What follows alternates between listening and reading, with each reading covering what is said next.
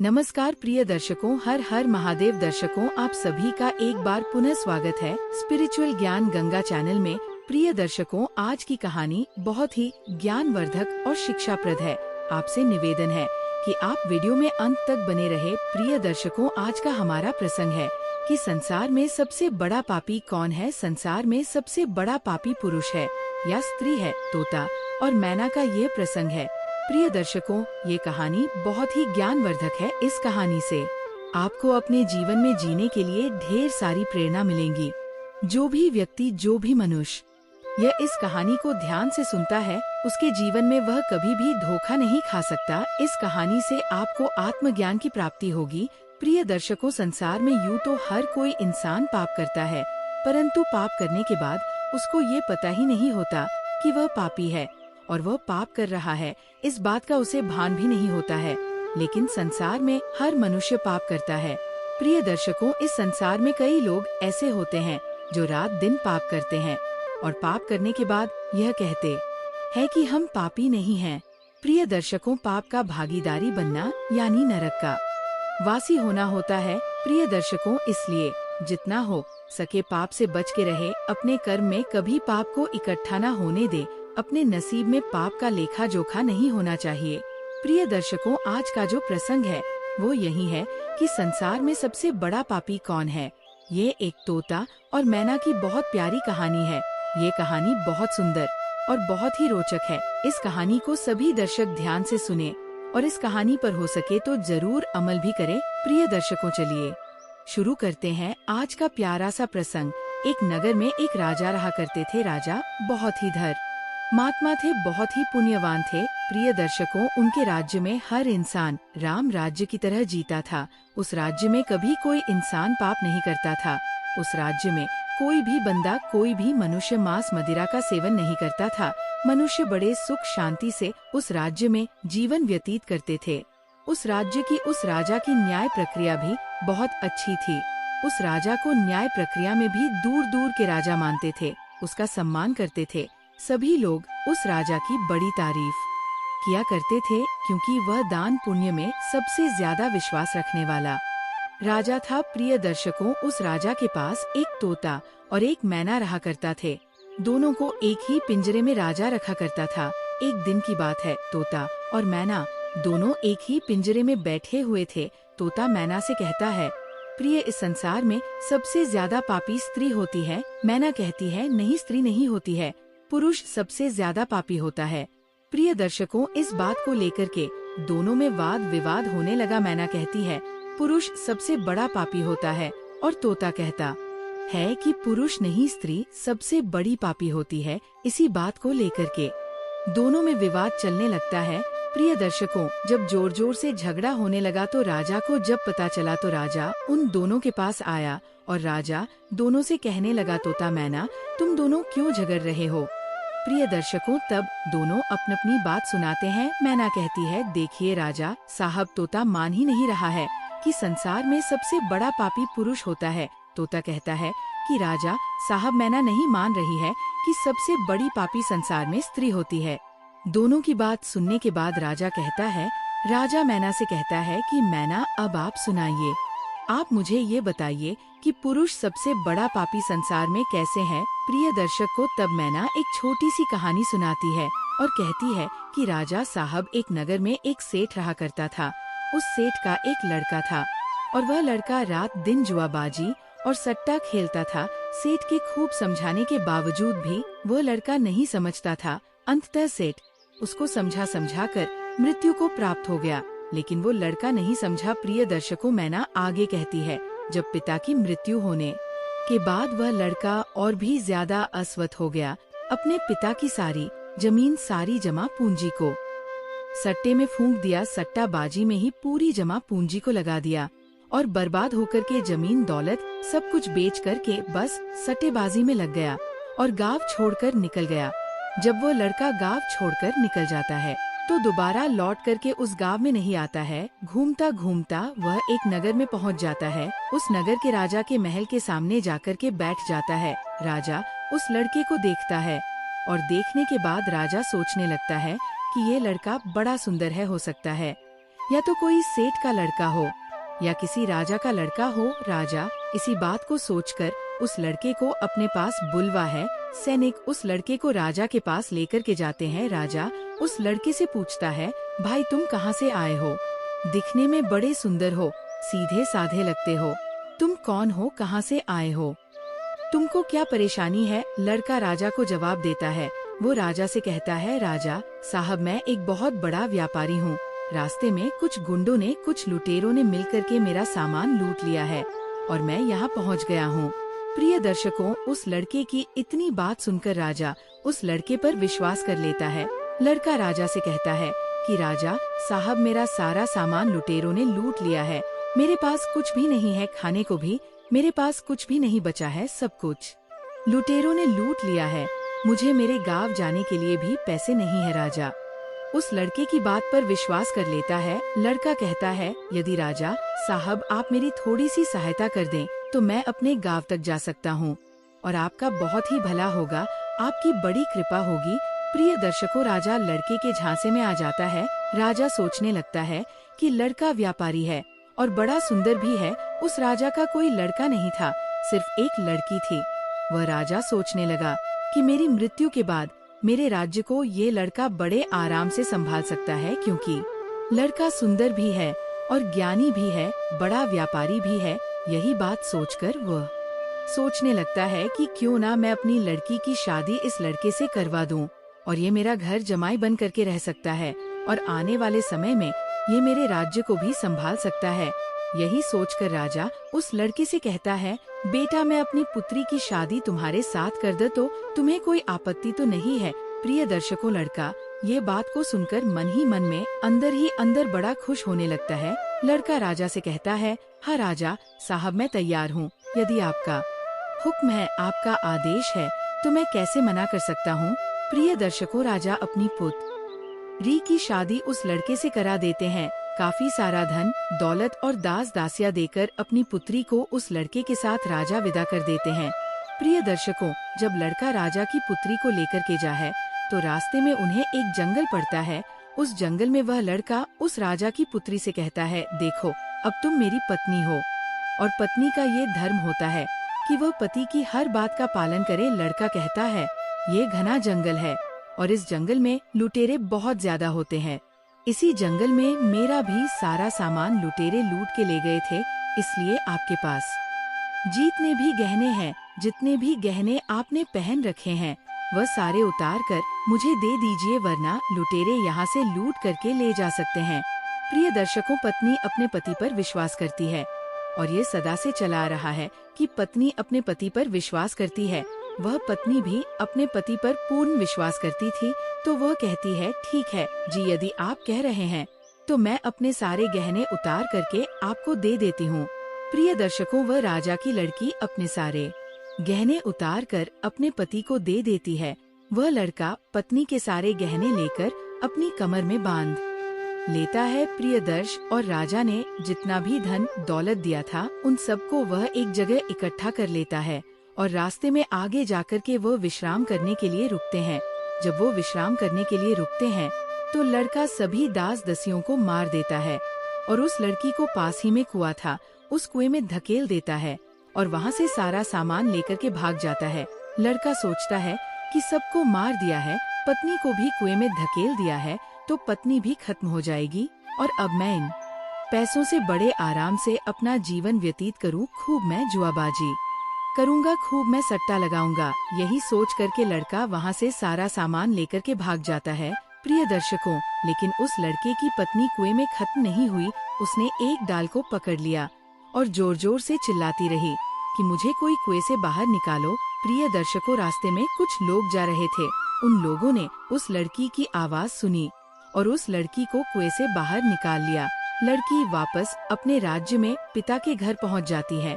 उस लड़की का पिता उस लड़की से पूछता है और कहता है, पुत्री क्या हो गया, तुम वापस कैसे चली आई? वह लड़की कहती है, पिताश्री, रास्ते में हमें कुछ गुंडे मिल गए थे और गुंडों ने हमारे साथ ये दुर्व्यवहार किया, सभी दास दसियों को खत्म कर दिया और मुझे कुएं में धकेल दिया और मेरे पति का कोई पता नहीं है।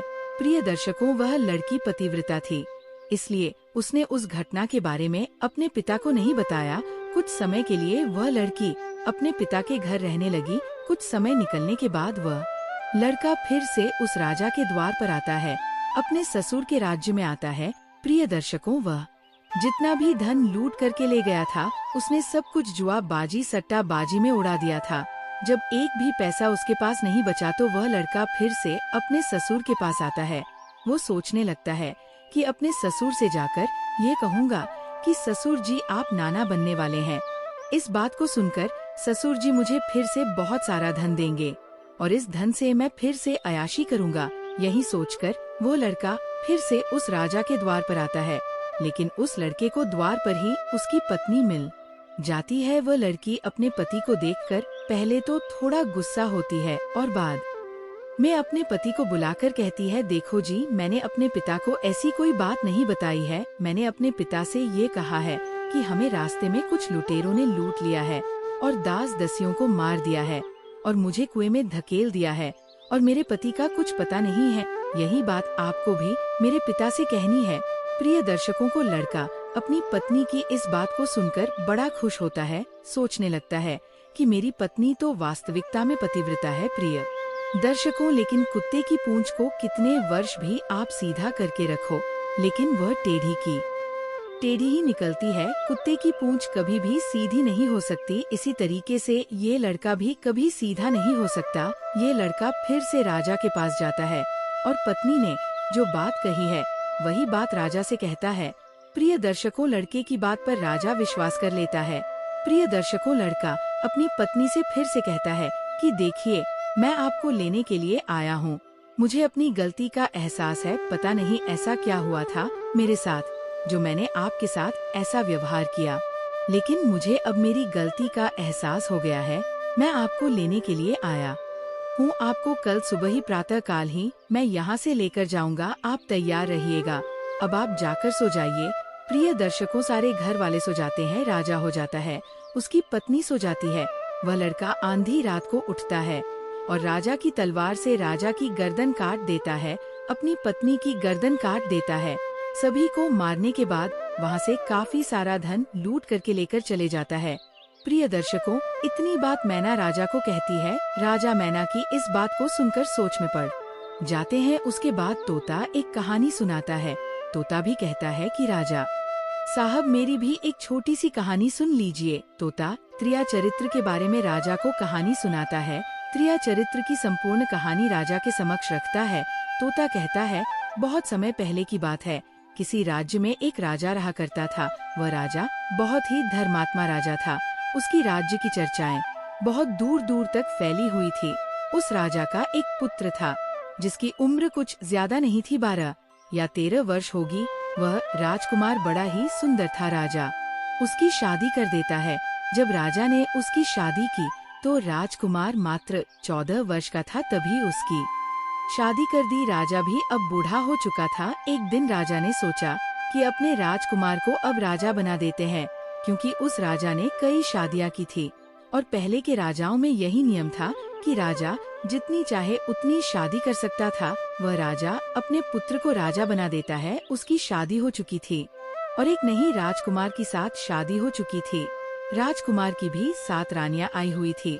वह राजकुमार जो कि राजा बना था, अपना पढ़ाई लिखाई फिर भी कर रहा था। वह विद्यालय पढ़ने के लिए जाया करता था। एक दिन की बात है, जब वह राजकुमार पढ़ने के लिए विद्यालय जा रहा था तो रास्ते में उसे एक पनिहारी मिली। वह पनिहारी भी बहुत सुंदर थी। उस पनिहारी ने राजकुमार से पूछा कि हे राजा, आप रोज कहाँ जाते हैं?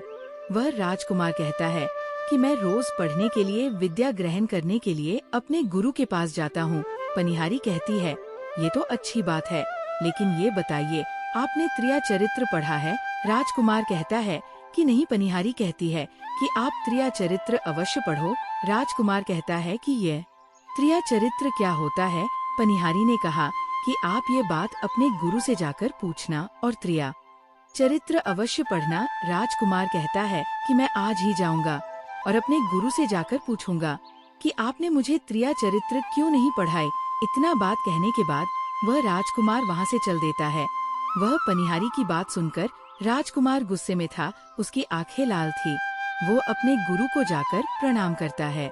गुरुजी ने पूछा कि बेटा क्या हुआ, आज तुम क्रोध में क्यों दिखाई दे रहे हो और तुम्हारी आंखें लाल क्यों है, क्या बात है, मुझे बताओ। राजकुमार ने क्रोध में जवाब दिया कि गुरुदेव, आपने मुझे त्रिया चरित्र क्यों नहीं पढ़ाई, ये बात आपने क्यों छुपाई, त्रिया चरित्र के बारे में मुझे बताया क्यों नहीं। गुरु कहते हैं कि बेटा तुम त्रिया चरित्र नहीं पढ़ पाओ, क्योंकि त्रिया चरित्र पढ़ना खतरे से खाली नहीं होता है, और जब तुम त्रिया चरित्र पढ़ोगे तो उसमें तुम्हारी जान भी जा सकती है। राजकुमार कहता है कि गुरुदेव, इसकी चिंता आप ना करें, अपनी रक्षा हम स्वयं कर लेंगे, आप केवल मुझे त्रिया चरित्र पढ़ाइए। गुरु कहते हैं कि ठीक है। गुरु उसे त्रिया चरित्र पढ़ाने लगते हैं।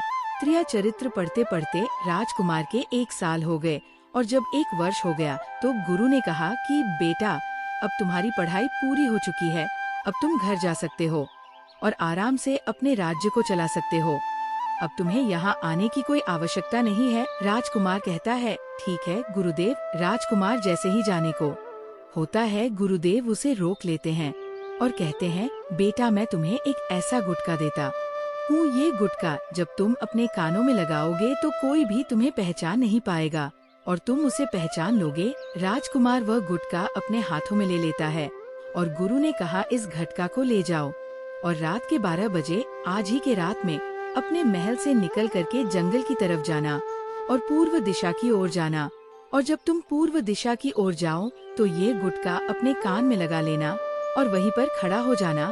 वह राजकुमार कहता है कि ठीक है गुरुदेव, मैं ऐसा ही करूँगा। वह गुटखा लेकर राजकुमार अपने महल आ जाता है। जब रात के 12 बज जाते हैं तो उस राजकुमार की 7 पत्नियां सो जाती हैं। आधी रात के समय वह राजकुमार अपने हाथों में गुटखा लेकर महल से जंगल की तरफ चल देता है। वह राजा जंगल में पूर्व दिशा की ओर जाता है और वहां जाकर अपने कानों में घुट लगा लेता है और वहीं पर खड़ा हो जाता है। तो उसने क्या देखा, उसने देखा कि वही पनिहारी जो मुझे रास्ते में मिली थी, जिसने मुझे कहा था कि त्रिया चरित्र की पढ़ाई पढ़ो, की वही पनिहारी एक थाली में खाना लेकर आधी रात्रि को जा रही है। वहाँ थोड़ी ही दूरी पर एक संत अपनी कुटिया में रहते थे। वह पनिहारी संत के पास खाना लेकर जा रही थी। राजा ने देखा कि यह तो वही पनिहारी है जिसने मुझसे कहा था कि त्रिया चरित्र की पढ़ाई पढ़ो, लेकिन पनिहारी उस राजा को नहीं पहचान पाई क्योंकि राजा के कानों में घुट लगा हुआ था। घुट लगने की वजह से राजा किसी को भी पहचान सकता था। राजा ने अपने मन में सोचा कि चलो उसके पीछे चलते हैं कि यह आधी रात को भोजन लेकर संत की कुटिया की तरफ क्यों जा रही है, इसका क्या कारण है। वह राजा भी उसके पीछे पीछे हुआ चल दिया। अब वह पनिहारी उस कुटिया में उस साधु के वहाँ पहुँचती है।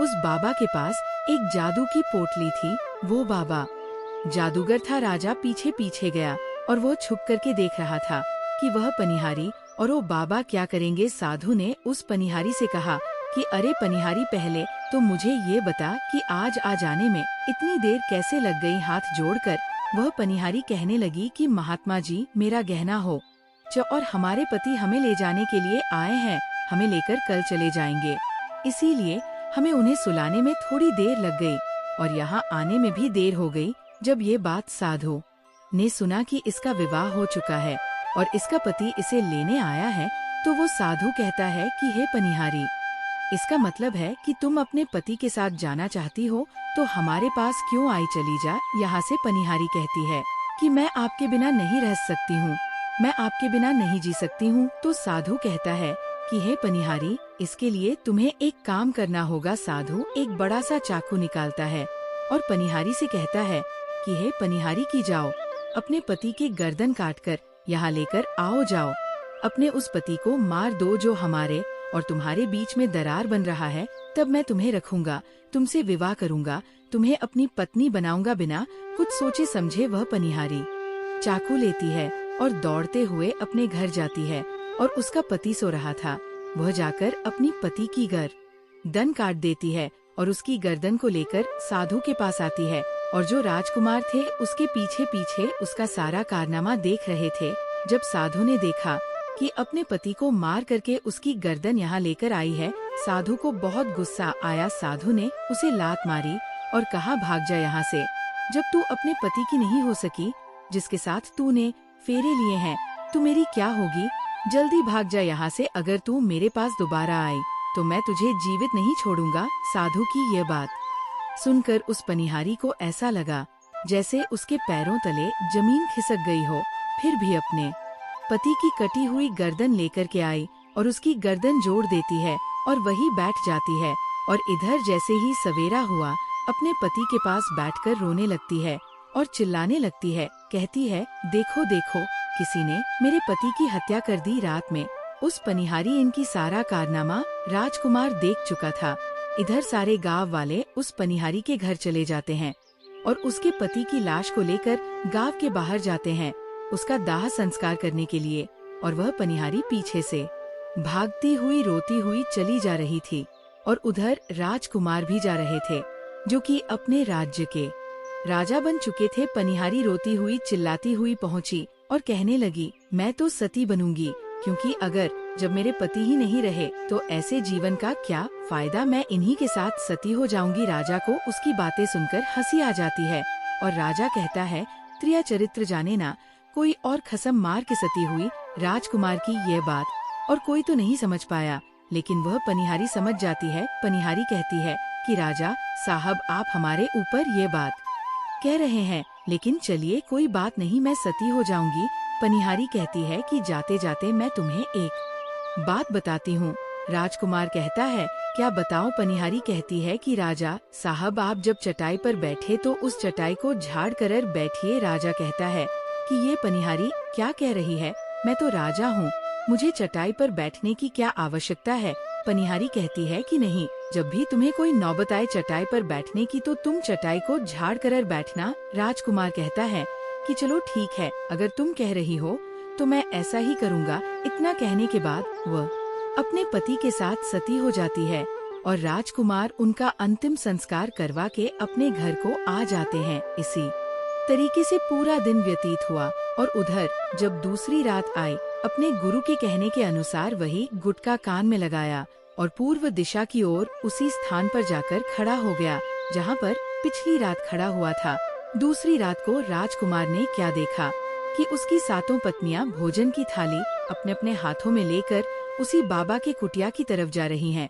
जैसे ही राजा ने अपनी सातों पत्नियों को उस बाबा के कुटिया की तरफ जाते हुए देखा, राजकुमार के पैरों तले जमीन खिसक गई। राजकुमार अपने मन में सोचने लगा कि ये क्या चक्कर है। तभी उनमें से एक रानी राजकुमार को देख लेती है, लेकिन रानियों ने अपने पति राजकुमार को नहीं पहचान पाए, क्योंकि राजकुमार अपने कानों में गुटका लगाए हुए थे। वो गुटका लगाने की वजह से राजा को कोई पहचान नहीं पाता था। उनमें से एक रानी कहती है कि हे लड़के, इतनी रात को यहाँ क्यों खड़ा है, चल हमारी ये थाली लेकर के उस कुटिया तक पहुँचा दे। बिना कुछ सोचे समझे राजकुमार ने वो थाली अपने हाथों में ले ली और अपने रानियों के साथ कुटिया तक जाने लगा। जब सातों रानियां राजकुमार के साथ उस बाबा की कुटिया में पहुंचती है, राजकुमार कुछ भी नहीं बोल रहा था, क्योंकि राजकुमार देखना चाहता था कि हमारे में और हमारे महल में ऐसी क्या कमी है जो हमारी सातों रानियां इस बाबा के पास आती हैं, और इस साधु के पास ऐसा क्या है जो हमारी सातों रानियां भी यहाँ आ रही हैं। वह राजकुमार छुप करके सब जानना चाहता था। इधर जब वो सातों रानियां राजकुमार को लेकर साधु के पास पहुंची तो महात्मा राजकुमार को देखकर कहता है कि यह कौन है। तो सातों रानियां कहती हैं कि महात्मा जी, ये बालक हमें रास्ते में मिला, इसने हमारी सहायता की तो हम इसे अपने साथ लेकर आए। रानी कहती है, एक काम करते हैं, इसे आज रात यही रहने देते हैं, कल सुबह होते ही ये चला जाएगा। वो साधु उनकी बातों को मान लेता है। वो साधु अपने एक शिष्य को बुलाता है और उससे कहता है कि जाओ, आज के लिए इस बालक की रुकने की व्यवस्था कर दो। वहाँ शिष्य राजकुमार को लेकर एक कमरे में जाता है। उस कमरे में एक चटाई बिछी हुई थी। शिष्य कहता है कि देख भाई, आज तुझे इस चटाई पर सोना पड़ेगा। वह शिष्य राजकुमार को इतना कहकर वहाँ से चला जाता है। राजकुमार उस कमरे में अकेले पड़ जाता है। राजकुमार अपने मन में सोचता है कि आज तो नौबत आ ही गई चटाई पर सोने की। फिर राजा कहता है, चलिए कोई बात नहीं, आज की रात हम चटाई पर ही गुजार लेंगे।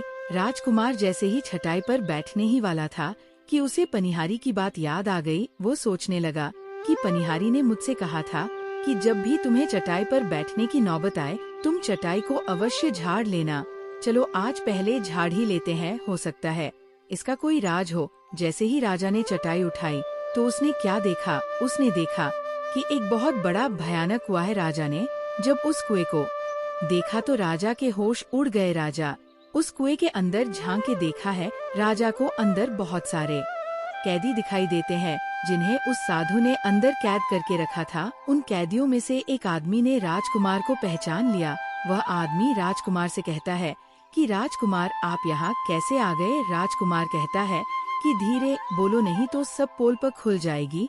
तब सभी कैदियों ने कहा कि राजा साहब आप यहाँ से भाग जाइए, हम तो यहाँ से निकल नहीं पाए, लेकिन आप यहाँ से भाग जाइए नहीं तो आपका भी यही हाल हो जाएगा जो कि हमारा हुआ है। आप भी यहाँ फंस जाएंगे, आपको भी पकड़कर ये साधु इसी में डाल देगा।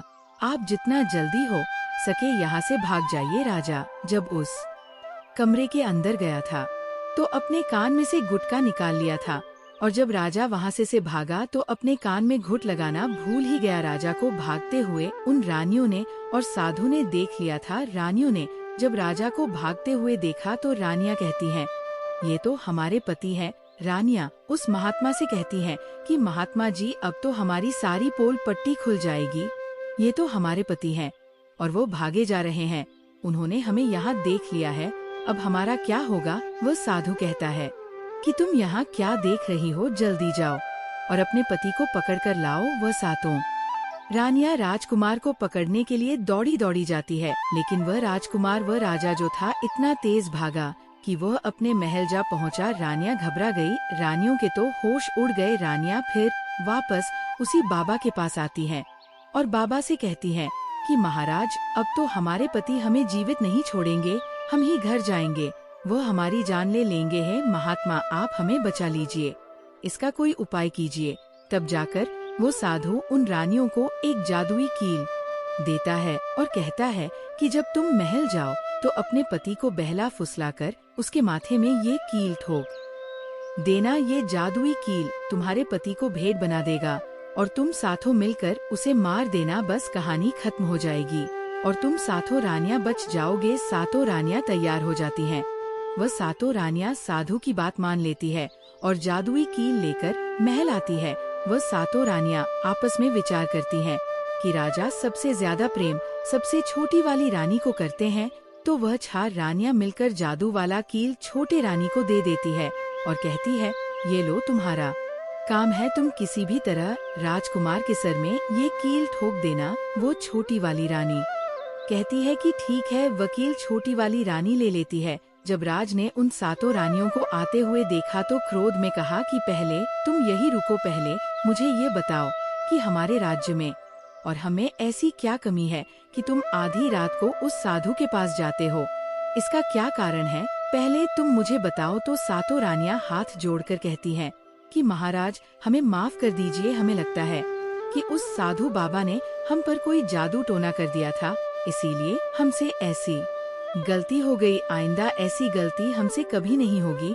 छोटी रानी की ऐसे बातें सुनकर राजा उनकी बातों को मान लेता है, क्योंकि वह राजा छोटी रानी से बहुत प्रेम करता था। वह राजा भी सोचने लगता है कि शायद उस बाबा ने ही इन पर कोई जादू टोना किया होगा। राजा अपनी सातों पत्नियों को माफ कर देता है और कहता है ठीक है, तुम अपने कमरे में चली जाओ। सबसे छोटी रानी जिससे राजकुमार बहुत प्रेम करता था, सबसे छोटी रानी राजकुमार को खाना खिलाती है और राजकुमार को सुला देती है। जब वह राजा सो गया तो वह 6 रानियां भी वहीं आ जाती है। सबसे छोटी रानी जो थी वो जादुई कील निकालती है और राजा के सर में ठोक देती है। छोटी रानी ने कील जैसे ही ठोका, राजा पूरा तेजी से उठा, लेकिन उतने समय में वह भेड़ बन चुका था।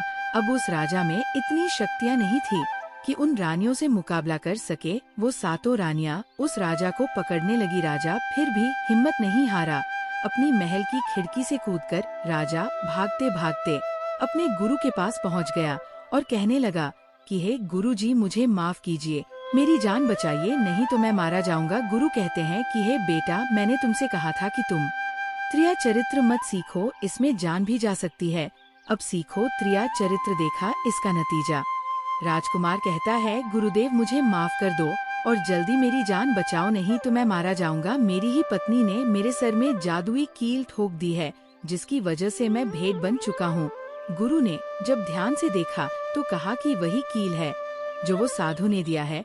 मैं तुम्हें अब नहीं बचा सकता। राजकुमार कहता है कि नहीं गुरुदेव, ऐसा मत कहिए, मैं आपका शिष्य हूँ, आपका कर्तव्य है मेरी जान बचाना। तो अब गुरु कहते हैं कि ठीक है बेटा, मैं तुम्हें बचा तो नहीं सकता, लेकिन एक उपाय है। राजकुमार कहता है, क्या गुरुदेव? वह गुरु कहते हैं कि हम तुम्हें तोता बना देंगे, और जब हम तुम्हें तोता बना देंगे तो तुम सुखवाल राजा के राज्य में चले जाना और वहीं जाकर रहना, क्योंकि सुखवाल राज्य में वह साधु का जादू नहीं चलता। वह राजकुमार कहता है, ठीक है गुरुदेव, आप हमें तोता बना दीजिए।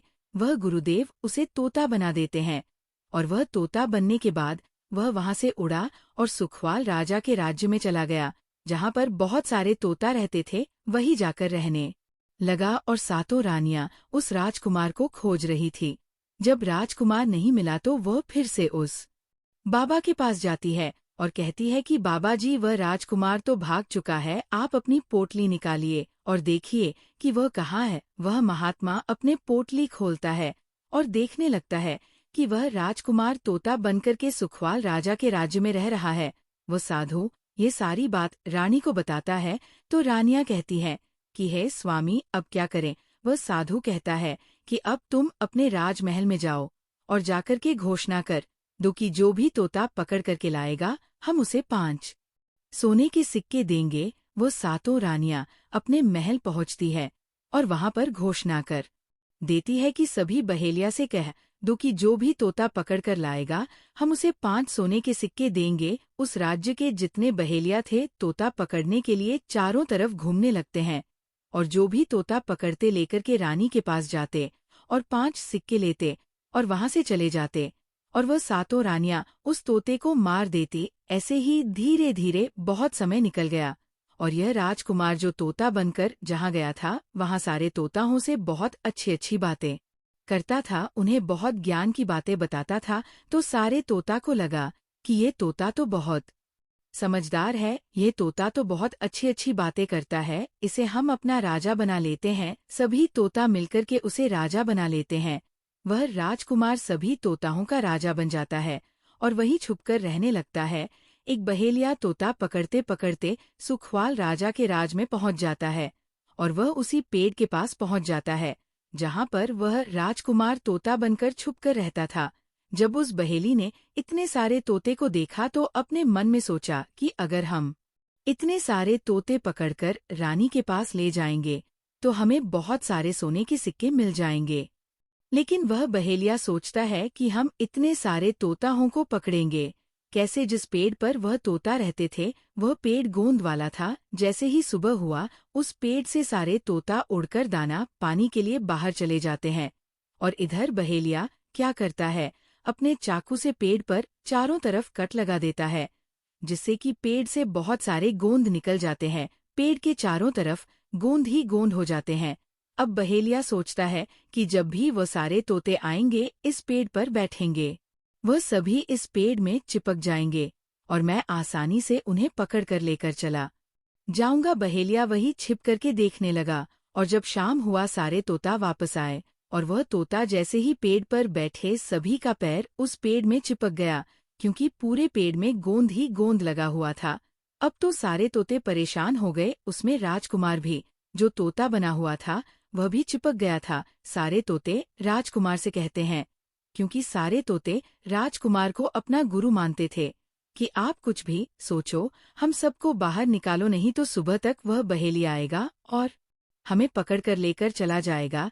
वह राजकुमार कहता है कि तुम बिल्कुल चिंता न करो, जब वह सुबह बहेलिया आएगा तो तुम सभी ऐसा करना कि उस बहेलिया को लगे कि सारे तोते मर चुके हैं, और जब सभी तोते को पेड़ से छुड़ाकर नीचे फेंक दे तो सभी उड़कर भाग जाना। सभी तोता कहते हैं, ठीक है गुरुदेव। सुबह हुआ, जैसे ही बहेलिया पेड़ के पास पहुंचा, सभी तोता ऐसे लटके हुए थे जैसे कि वो सभी मरे हुए हैं। जब बहेलिया तोतों को देखा तो सोचा कि अरे क्या हो गया, ये तो सभी मर गए, अब हमें सोने के सिक्के कैसे मिलेंगे? फिर बहेलिया ने सोचा कि चलो अब इन्हें छुड़ा ही देते हैं। इतना तो उपकार इन पर कर ही सकते हैं। बहेलिया पेड़ पर चढ़ा और उनको छोड़ा छोड़ा कर नीचे फेंकने लगा। बहेलिया ने सभी तोते को छुड़ाकर नीचे फेंक दिया, लेकिन जो राजकुमार था, जो तोता बना हुआ था, वो वहीं पर रह गया और नीचे जितने भी तोते थे वो सभी उड़कर भाग गए। बहेलिया ने सोचा, अरे ये क्या हुआ, इस पर तो सिर्फ एक ही तोता है जो कि मरा लटका हुआ है, और जितने तोते को मैंने छुड़ाकर नीचे फेंका वह सभी उड़कर भाग गए। बहेलिया ने सोचा, इसका मतलब ये सारे तोताओं ने मिलकर मेरे साथ धोखा किया है। अब वह राजकुमार जो था, जो तोता बना हुआ था, वही सिर्फ पेड़ पर लटका हुआ था। वह बहेलिया कहता है कि ये सब तुम्हारी चाल है, चलो अब मैं तुम्हें लेकर जाऊंगा और रानी के हाथ बेच दूंगा और मुझे 5 सोने के सिक्के मिल जाएंगे। और इधर वह बहेलिया उस तोता को बेचने के लिए रानी के पास जाने लगता है। रास्ते में वह तोता कहता है, जो कि राजकुमार था, वह बहेलिया से कहता है कि तुम मुझे कहाँ ले जा रहे हो? तो वह बहेलिया कहता है, मैं तुम्हें बेचने के लिए रानी के पास ले जा रहा हूँ। अगर मैं तुम्हें वहाँ बेचूंगा तो मुझे 5 सोने के सिक्के मिलेंगे। वह राजकुमार कहता है कि मैं अगर तुम्हें 500 सोने के सिक्के दिलाऊंगा जाएगा। वह तोता कहता है कि राजा सुखवाल के यहाँ एक बहुत बड़ा मेला लगता है, तुम मुझे वही बेच दो, मोल में स्वयं बताऊंगा। वह बहेलिया उस तोते की बात मान लेता है और रानी के पास बेच की जगह वो सुखवाल राजा के राज्य में उसके मेले में तोता को बेचने चला जाता है। और सुखवाल राजा के राज्य में ये नियम था कि अगर किसी व्यक्ति का सामान शाम तक न बिके तो वह राजा स्वयं आकर उसे खरीद लेता था। वह बहेलिया उस तोते को लेकर बाजार में पहुंचा हुआ था। जब भी कोई व्यक्ति उस तोते को खरीदने आता तो वह पूछता कि ये कितने का है, तो बहेलिया कहता है कि तोता अपना दाम स्वयं बताएगा। तो वह तोता अपना दाम इतना बता देता कि कोई भी व्यक्ति उसे खरीद ही नहीं पाता। ऐसे ही करते करते शाम हो गया। अब शाम हो गया था, सभी अपने अपने दुकान लेकर चले गए। सभी का दुकान उजड़ गया था, बस एक बहेलिया और एक तोता ही रह गए थे। इधर राजा ने अपने सिपाहियों को आदेश दिया कि जाओ देखकर आओ किसी का सामान तो नहीं रह गया है। जब राजा के सिपाही आए तो उन्होंने देखा कि एक बहेलिया तोता को लेकर बैठा हुआ है। सिपाही बहेलिया से कहते हैं कि हे बहेलिया, तुम्हारा ये तोता क्यों नहीं बिका? तुम इसे कितने में बेच रहे हो? तो वह तोता कहता है कि जो इन्हें 500 सोने के सिक्के देगा वही मुझे खरीद पाएगा। उस तोते की बात सुनकर वो सिपाही आश्चर्य में पड़ जाते हैं। वह सोचते हैं कि अरे ये तोता तो अपना मूल्य स्वयं बताता है। वह सिपाही राजा के पास जाते हैं और राजा को सारी बात बताते हैं और कहते हैं कि एक बहेलिया एक तोता लेकर बैठा हुआ है, लेकिन वह तोता अपना मूल्य स्वयं बताता है। वो इतना महंगा बताता है, शायद इसीलिए उसे कोई खरीद नहीं सका। राजा सिपाहियों से पूछता है कि वह तोता अपना मूल्य कितना बता रहा है। तो सिपाही कहते हैं कि अपना मूल्य 500 सोने के सिक्के बता रहा है। राजा कहता है कि चलिए हम स्वयं चलकर वह तोता खरीदेंगे। अगर हम उसका तोता नहीं खरीदेंगे तो हमारी बदनामी होगी कि राजा के बाजार में वह तोता नहीं बिका। और वह नाराज होकर चला गया। वह राजा अपने मंत्रियों के साथ अपने रथ पर सवार होकर बाजार में पहुंचता है। राजा बहेली से कहता है कि बहेलिया, इसका क्या मुंह मोल है? बहेलिया हाथ जोड़कर कहता है कि राजा साहब, अपना मोल तोता स्वयं बताएगा। वह राजा फिर तोते से पूछा तो तोता कहता है कि राजा साहब, जो इन्हें 500 सोने के सिक्के देगा वही मुझे खरीद पाएगा। राजा अपने सिपाहियों से 500 सोने के सिक्के मंगवा है और बहेलिया को पकड़ा देता है और तोता को लेकर अपने महल चला जाता है। वह तोता बहुत ही बुद्धिमान था, क्योंकि वह राजा था। वह तोता राजा को बहुत अच्छी अच्छी बातें बताने लगा। जब राजा पर कोई खतरा आने वाला होता तभी वह तोता बता देता कि राजा साहब, आप पर ये खतरा आने वाला है। राजा भी उस तोते से बहुत अधिक प्रेम करने लगते हैं। जब ये बात रानियों को पता चली कि राजा एक ऐसा तोता लेकर आए हैं जो कि तोता बोलता है और बहुत अच्छी अच्छी बातें बताता है, तो रानियां राजा से कहती है कि उस तोता को मेरे पास भिजवा दीजिए। हम भी उस तोता को देखना चाहते हैं, हम भी उस तोता से बातें करना चाहते हैं। राजा अपने मंत्रियों से कह के वह तोता रानियों के पास भिजवा देता है। वह रानी उस तोते से बातें करके बहुत खुश हो जाती है। वह रानी भी तोते से बहुत प्रेम करने लगती है और कहती है कि वाह रे तोता, इसीलिए तुझे राजा साहब ने 500 सोने के सिक्के देकर खरीदा है। वो रानी की एक पुत्री थी जो कि बड़ी ही सुंदर थी। रानी अपनी पुत्री से कहती है कि हे पुत्री, आज से तुम ही इस तोते का ध्यान रखोगी और कल तुम इसे अच्छे से धोकर नहला देना। वह राजकुमारी भी उस तोते से बहुत प्रेम करती है। जैसे ही सुबह हुआ, राजकुमारी उस तोते को लेकर नहलाने जाती है। जब राजकुमारी उसे नहला रही थी तो उसने देखा कि इसके सर में एक कील धंसा हुआ है। राजकुमारी उस कील को निकाल देती है।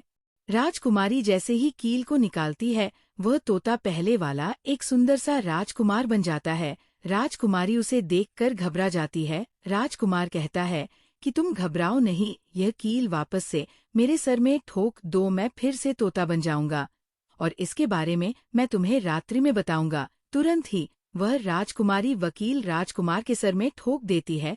तुरंत ही वह राजकुमार तोता बन जाता है। रात को वह राजकुमारी उस तोते को लेकर अपने कमरे में जाती है और उसके सर से कील निकाल देती है। वह तोता फिर से राजकुमार बन जाता है। वह राजकुमार अपनी सारी दास्तान उस राजकुमारी को बताता है और कहता है, माफ करना, ये दास्तान तुम किसी को बताना नहीं तो मेरी जान चली जाएगी।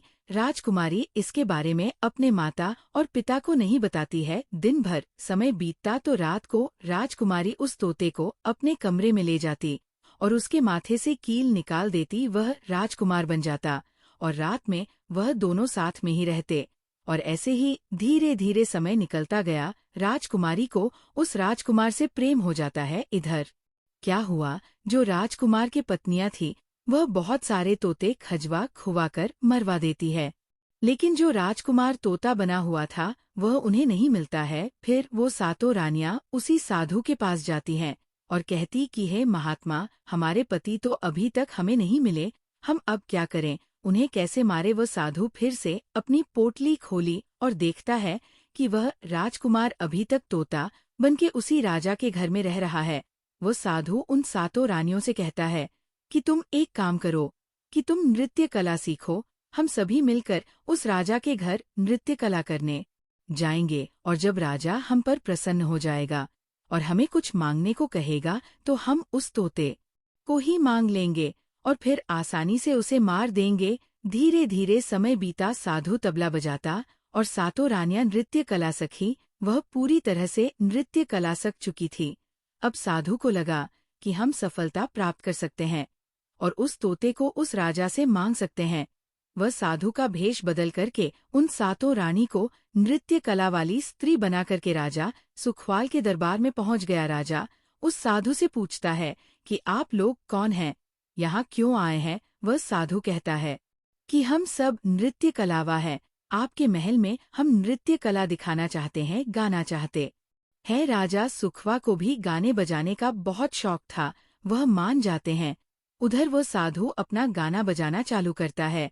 जब उनकी गाने बजाने की आवाज तोता के कानों में पहुंची तो तोता समझ गया कि वह साधु हमारी सातों रानियों को लेकर भेष बदलकर यहाँ पर आ गया है, अब हमारी जान नहीं बचेगी। जब रात हुआ तो राजकुमारी उस तोते को लेकर अपने कमरे में जाती है, उस तोते के सरसे से कील निकालती है और वह तोता राजकुमार बन जाता है। वह राजकुमार सारी बातें उस राजकुमारी को बताता है, कहता है कि देखो, जो ये गाने बजाने वाले आए हैं ये वही साधु हैं। ये गाने बजाने से राजा को खुश कर देगा और बदले में मुझे मांग लेगा और ले जाकर मुझे मार देगा। वह राजकुमार कहता है कि सुनो राजकुमारी, जब राजकुमार बोले कि तोता को लेकर आओ तो तुम मुझे मत देना, जब राजा स्वयं ही मुझे लेने आए तब पर भी तुम मुझे मत देना। कह देना कि मैं इस तोता को नहीं दूंगी और जब राजा ना माने, राजा तुमसे जिद करें और मुझे मांगे, तब तुम गुस्से में आकर के पिंजरे को फेंक देना। उसके बाद अपने बचने का रास्ता हम स्वयं ही ढूंढ लेंगे। राजकुमारी कहती है कि ठीक है। वहाँ पूरी रात गाना बजाना हुआ तो राजा परेशान होकर उन्हें कहते हैं कि मांगो, क्या मांगना चाहते हो। वो साधु कहता है कि जो आपके पास तोता है, जो आप कुछ दिनों पहले ही खरीदे हैं, वह तोता आप मुझे दे दो। राजा कहता है ठीक है। राजा अपने मंत्री को आदेश देता है कि जाओ उस तोते को लेकर आओ। वह मंत्री राजकुमारी के पास पहुंचता है और कहता है कि ये तोता मुझे दे दो। राजकुमारी कहती है नहीं, मैं तोते को नहीं दूंगी। मंत्री कहता है कि देखिए, आप जिद मत कीजिए। राजकुमारी कहती है कि तुम जाओ और मेरे पिताजी को यहाँ भेज दो, वह आकर इसे ले जाएंगे। मंत्री राजा को जाकर सारी बात बताता है। राजा स्वयं ही आता है उस तोते को लेने के लिए। वह राजा जाकर कहता है कि बेटी, यह तोता मुझे दे दो, ये नृत्य कला वाले को देना है जो रात भर यहाँ गाना बजाना किए है, ये उन्हें देना है। तो राजकुमारी कहती है कि पिताजी, ये तोता मैं नहीं दूंगी। राजा क्रोध में आकर कहने लगा कि बेटी, ये कैसी बातें कर रही हो, इसे देने का मैंने वादा किया है। जब राजकुमारी ने राजा को क्रोध में देखा तो राजकुमारी को भी गुस्सा आ गया और राजकुमारी गुस्से में पिंजरे को जमीन पर फेंक देती है। जैसे कि राजकुमार ने उसे कहा था, वह पिंजरा जैसे ही जमीन पर गिरा वह टूट गया और तोता जो था वह सरसों का दाना बन गया। यह देखते ही साधु तुरंत कबूतर बन जाता है और उस दाने को चुगने लगता है। उसमें से जो एक दाना था वह स्वयं ही राजकुमार था। वह डगर करके एक नाली में जाकर गिरता है। जैसे ही वह दाना नाली में गिरता है वह राजकुमार बाज बन जाता है और एकदम से कबूतर पर झपट है और उसे मार देता है। इस तरह से उस साधु की मृत्यु हो जाती। राजा ये सब देखकर आश्चर्यचकित हो जाता है।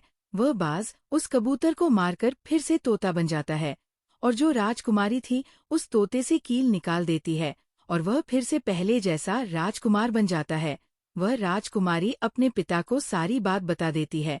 वह राजकुमार कहता है कि देखिए राजा साहब, मैं भी एक राजा हूँ और मैं आपकी बेटी से प्रेम करता हूँ और मैं उससे शादी करना चाहता हूँ। वह राजा अपनी पुत्री से पूछता है कि बेटी, क्या तुम इनसे शादी करना चाहती हो? राजकुमारी कहती है कि हाँ पिताजी, मैं इनसे प्रेम करती हूँ। राजकुमार उस राजा की पुत्री से विवाह करके अपने महल जाता है और जो उनकी 7 पत्नियां थी उनको पकड़वा कर बंदी गृह में बंद करवा देता है। तोता कहता है, महाराज अब आप ही बताइए कि संसार में सबसे बड़ा पापी कौन है? संसार में सबसे बड़ा पापी पुरुष है या स्त्री है? दोनों की कहानी सुनने के बाद राज इस निर्णय पर पहुंचता है। राजा दोनों से कहता है, देखो अब तुम दोनों झगड़ा करना बंद कर दो। अब इस बात का निर्णय हम करेंगे कि संसार में सबसे बड़ा पापी स्त्री है या पुरुष कौन है? संसार का सबसे बड़ा पापी। राजा सभा बैठा लेते हैं और सभा में इस बात को रखते हैं। राजा सभी मंत्रियों के सामने इस बात का फैसला सुनाते हैं। राजा कहते हैं कि संसार में सबसे बड़ा पापी वो होता है जो इंसान अपनी औकात से नीचे गिर जाए, अपनी सोच से नीचे गिर जाए, अपनी औकात भूल जाए। प्रिय दर्शकों, और राजा इस बात को सुनाते हैं। सभी मंत्री इस बात को मानते हैं कि संसार का सबसे बड़ा पापी वही है, क्योंकि पाप करते वक्त हर इंसान ये नहीं देखता कि वह स्त्री है या पुरुष। पाप कोई भी मनुष्य कर सकता है, स्त्री भी पाप कर सकती है और पुरुष भी पाप कर सकता है। इसीलिए सबसे बड़ा पापी वही है जो अपने आचरण को भूल जाए, जो अपने संस्कारों को भूल जाए, जो अपने से नीचा गिर जाए, यानी खुद से नीचा गिर जाए। वही इंसान संसार का सबसे बड़ा पापी होता है, क्योंकि ऐसे इंसान को ये पता ही नहीं होता कि वह स्त्री है या पुरुष, वह क्या करने जा रहा है इस बारे में उसे कुछ पता ही नहीं होता। प्रिय दर्शकों, हम उम्मीद करते हैं कि आज की यह जानकारी आपको पसंद आई होगी। प्रिय दर्शकों, इस जानकारी से आपको ये समझ में आ गया होगा कि संसार में सबसे बड़ा पापी कौन है। मिलते हैं अगली ज्ञान चर्चा के साथ अगले वीडियो में। तब तक के लिए नमस्कार, धन्यवाद।